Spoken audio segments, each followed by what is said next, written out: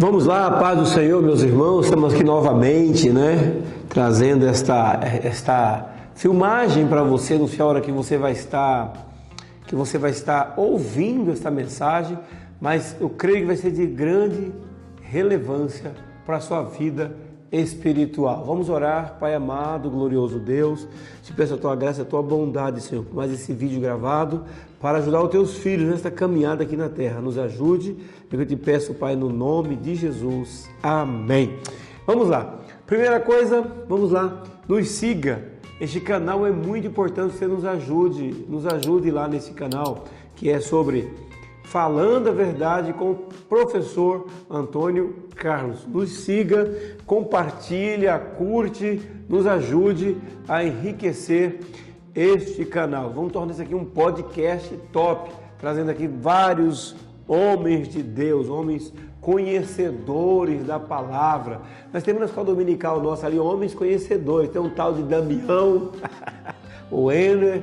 Temos muita gente conhecedora da palavra. Temos muitas pessoas no nosso campo de trabalho aqui, tem muitos amigos, amigos chegados nossos, né? Tem o pastor Edinaldo ali de Piracicaba, do Grupo Escol. Temos muitos pastores top, que são amigos nossos de longas datas.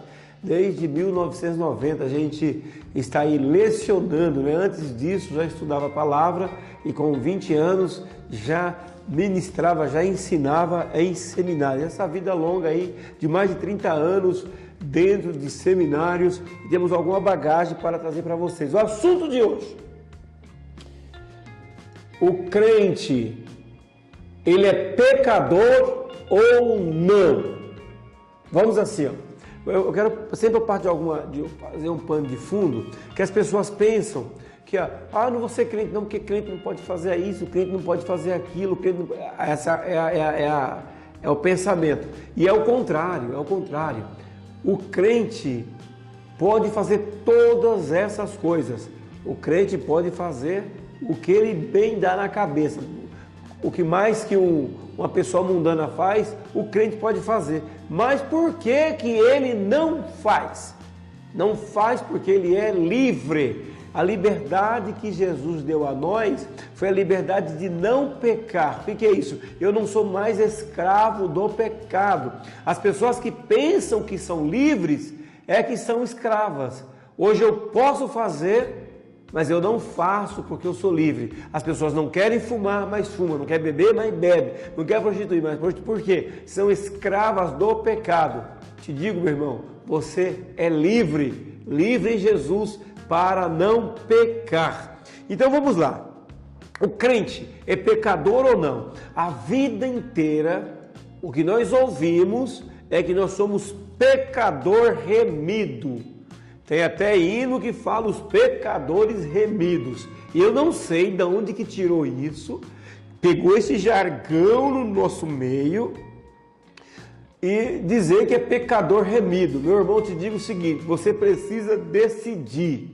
Ou você é pecador ou você é remido. Não tem como andar os dois juntos, pecador e remido. Ou você é pecador ou você é remido pelo sangue de Jesus, livre do pecado. Você precisa decidir.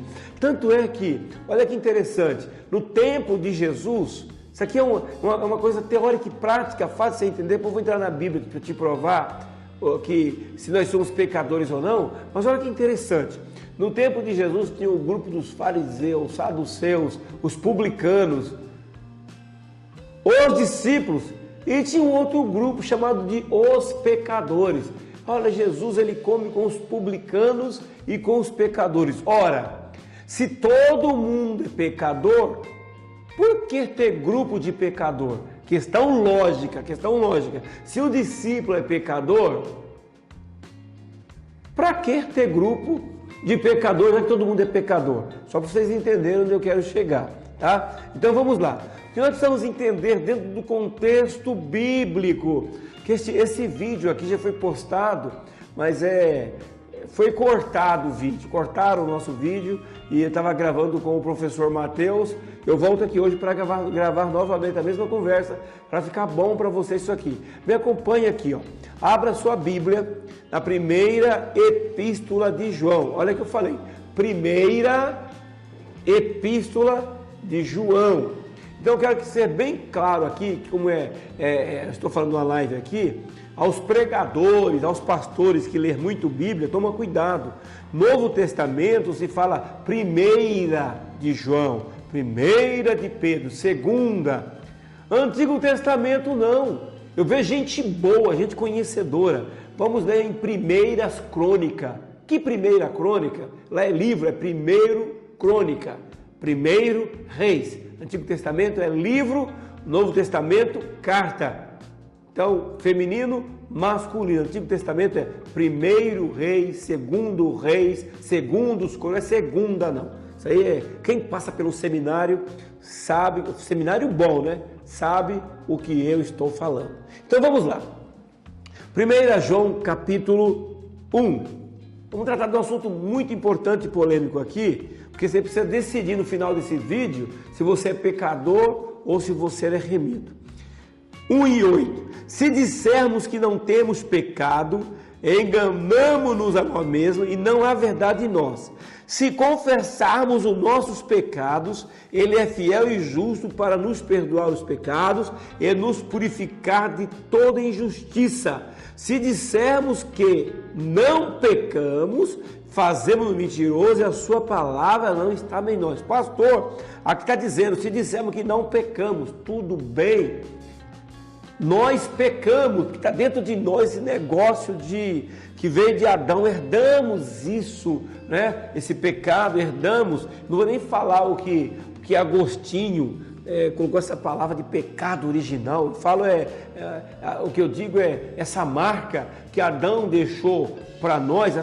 O Mateus fala muito disso, né, nosso professor, sobre a forma, né? A forma era perfeita, mas quando ela caiu, teve uma deformidade na forma, e todos agora que saem dessa forma, saem com uma deformidade. Assim, todos que veio de Adão, já nasce com o pecado. É por isso que a igreja nunca vai ser pura e verdadeira, porque tem homens que pecam, homens que transgridem. Mas então, pastor, como me explicar se pecamos e agora não somos pecadores? É fácil de explicar. Você joga bola? Jogo. Você é jogador?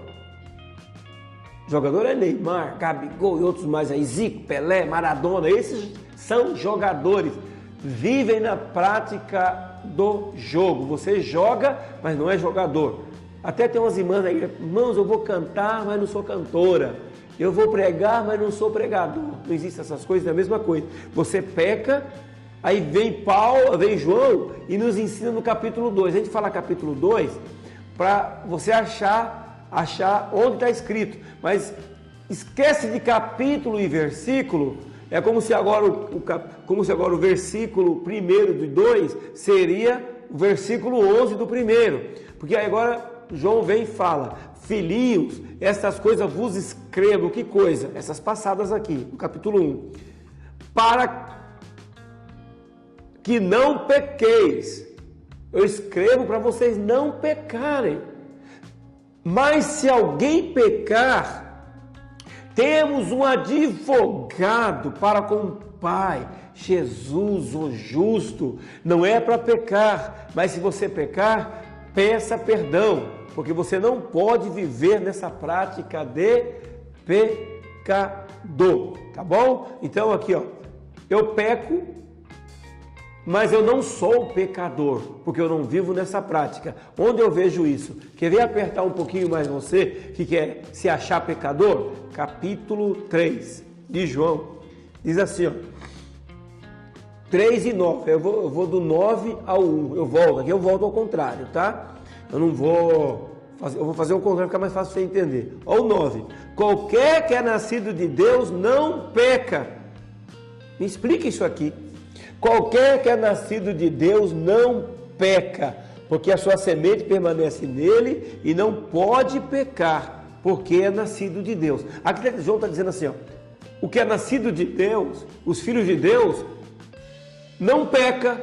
Só que o mesmo João disse que nós pecamos. Como entender isso? Aí eu vou voltando os versículos. Vamos no versículo 4. Qualquer que pratica o pecado também transgride a lei. Versículo 6. Qualquer que permanece nele não pratica o pecado. Aí quando você vê o 8, quem pratica o pecado é do diabo, porque o diabo peca desde o princípio. O 9, se você pegar uma Bíblia na linguagem de hoje, em outras traduções vai estar assim, ó: qualquer que é nascido de Deus não vive na prática do pecado. Porque não pode viver na prática, porque o Espírito está com ele. Então, João está muito claro, ele não pode contradizer na sua carta, dizer aqui que nós pecamos pecando, aí vem o capítulo 3 dizendo que quem peca não é filho de Deus. Precisa entender isso nos originais grego aí, para a gente não ter dúvida, tá bom? Isso aqui é fácil, eu não vou querer aqui explicar tudo em grego e original, para não confundir a cabeça de alguém, sendo que é simples, porque já fiz a exegese do texto para explicar para vocês aqui. Estou trazendo a coisa simples para vocês aqui, vai ficar fácil. Vamos lá. Quando eu abro a sua Bíblia em Romanos 5 e 8. Romanos 5 e 8. Vamos ver o que Paulo fala. Romanos 5 e 8. Olha o que Paulo diz: mas Deus prova o seu amor para conosco, em que Cristo morreu por nós, sendo nós ainda pecadores. Meu Deus do céu, não precisa mais de explicação que essa. Aí Paulo vem no 9 e afunda mais ainda: porque se nós, sendo inimigos de Deus, fomos reconciliados com Deus pela sua morte. Aí a vírgula, que vírgula, muito mais, outra vírgula. Isso no grego tem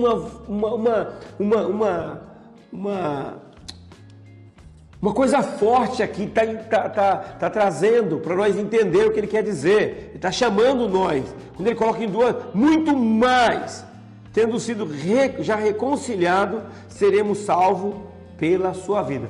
Vamos traduzir isso aqui. Jesus morreu por você quando você era pecador. Você estava fora, desligado. Matador, roubador, traficante, não sei o que você era. Sem perguntar nada. Jesus foi lá e morreu por mim e morreu por você. Sem perguntar a circunstância que você estava. Aí vem Paulo e fala: imagina, esse muito mais ainda do grego, né? Imagina agora, entende isso agora, é forte isso aqui. Agora você é reconciliado com ele, você é filho dele, é comprado por ele. Você já imaginou o que ele pode fazer por você? Morreu por você sendo pecador. Imagina agora você sendo reconciliado. Aqui Paulo está ensinando que você já não é mais pecador, você é justificado pelo sangue de Jesus. Aí, nós temos lá em 1 Timóteo, vamos lá, 1:15, tem umas pessoas que pegam: pastor, mas Paulo está falando que ele era o principal pecador. Se Paulo era o principal pecador, imagina imagina nós. Vamos entender o texto? 1 Timóteo, aparece Timóteo. O padre disso aí é o Leno, que não deixa eu ler. 1:15, 1 Timóteo 1:15. 1 Timóteo 1:15. Estou em 2 Timóteo. Grava isso aí, 1 Timóteo 1:15. Esta é uma palavra fiel e digna de toda aceitação, que Cristo Jesus veio ao mundo para salvar os pecadores, dos quais eu sou o principal. Ele não está dizendo que agora ele é o principal. No plano da salvação, para salvar os pecadores, ele quis dizer o seguinte: eu estava incluso nisso. Eu era um dos piores, eu estava incluso no plano da salvação. Você hoje também. Você também está, você é um pecador aí que está vivendo uma vida errada. Você pode fazer parte desse plano. É só aceitar Jesus que vai fazer parte deste plano. Entenda isso, Paulo está falando de plano de salvação. Aí você, Paulo fala que ele é o principal, imagina nós. Está falando principal no sentido do plano da salvação, que Jesus veio para salvar os pecadores. Então, é bem claro isso, é bem simples entender isso. Quando a gente entende de pecado, a amartia do grego, que é errar o alvo, isso aí nós não estamos livres disso, não estamos livres disso. Mas eu quero que você durma hoje em paz, dizendo: Senhor, eu não sou mais pecador, eu vou pedir perdão toda noite, quando eu for dormir, vou pedir perdão pelos meus pecados que cometi por erro, por obra, por olhar, sei lá, vou pedir perdão, mesmo que amanhã, sem querer, eu faça novamente, mas eu não vou viver nessa vida de prática de pecado. Por isso que o homem tem que estar sempre pedindo perdão pelos pecados, para não viver na prática. Agora, quando o pior problema que tem do pecado é quando o pecado deixa de ser pecado. Você acostumou tanto com aquele pecado que cauterizou e você pratica ele sem sentir remorso, sem sentir o erro. Enquanto você tiver, mais você erra e fala: Senhor, eu preciso te pedir perdão porque eu errei. Eu não quero viver nisso aí. Eu estou errando, mas eu quero sair dessa. Parabéns para você, você quer sair dessa. Agora, quando você já está chegando no nível que aquilo que era pecado deixou de ser pecado, é um problema. Se tornou insensível à voz do Espírito Santo. Que é uma coisa bonita e linda que existe na Bíblia sobre o Espírito Santo. É um assunto que vamos tratar mais para frente, sobre o Espírito Santo. Vem nos convencer do juízo do pecado e da morte. Olha só, o pastor nunca falou. Na Bíblia não está escrito. Ninguém nunca disse isso para você, mas quando você vai errar, o Espírito Santo fala: não pode. Onde está escrito? Não é para fazer. O Espírito Santo está do nosso lado, aqui no nosso ouvido, não deixando a gente errar. Então, abraça o Espírito Santo, fique perto do Espírito Santo, ore mais, jejue mais, consagre mais, para ter uma vida mais consagrada a Deus. Abençoe vocês. Até o próximo vídeo. Até mais, gente.